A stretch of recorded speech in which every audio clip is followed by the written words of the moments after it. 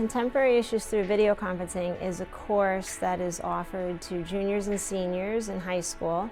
The purpose of the course is to give the students an opportunity to discuss contemporary issues in the world today, but through a different medium. The medium that we use is video conferencing and talking to students all around the country and the world, and also experts in the field of the topics we're discussing at the time.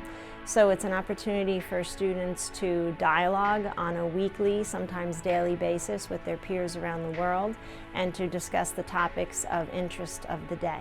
What made me want to take this class is really this sense of curiosity that I had built up after hearing many of the upperclassmen who took this class talking about it. Specifically, I can remember a few instances in the locker room. Some of the seniors were talking about some of the stuff they did in this class, and I found it really interesting.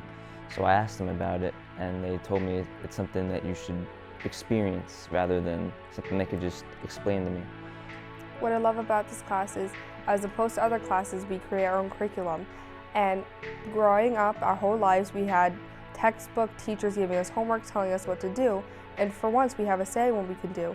And we also have fun, like we're going on a field trip, and we get to book our own video conferences. We get to discuss topics together. So we're not told what to do, and for once, it's kind of liberating, and I love that. When I first started teaching Citvc, I was very concerned with covering the topics of the day, as well as utilizing what's known as content providers, organizations, museums, NGOs, whatever it might be around the world that would help us obtain experts for the students to talk to. So my big concern was covering the content and utilizing the content providers, and I did that for many years. But as I got into maybe the second or third year, I started having students who said, well, I'd like to talk about this, and I already reached out to so-and-so, and they said they'd do a video conference. And that really impressed me, because to think that a student took that initiative to find a speaker for us, and then to prepare us for that speaker, and then to actually moderate the conference that we had with that speaker, and because it was a topic that he or she enjoyed. So as the course has gone along, I've given the students a lot more control over the actual process of the class. So I still arrange video conferences with content providers. I still have my network of teachers around the world and experts who know us and talk to us often.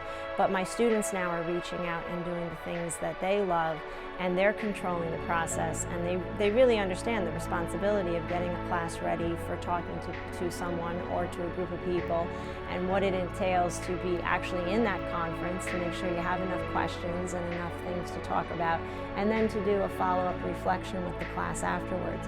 So that has been a big change in this course for me, and it's been something that I've enjoyed very much to watch, because most of my students are going on to colleges, and a lot of them want to go on beyond that to graduate school. So I think this is a great training ground for them to feel comfortable in presenting and also in creating something. And so there's the creative, innovative aspect of the course that sometimes you don't always get to see in a regular course. Maybe you get to see it with posters or with PowerPoints, but actually in an experience with the experiential learning going on, that's really something that has changed a lot in that course.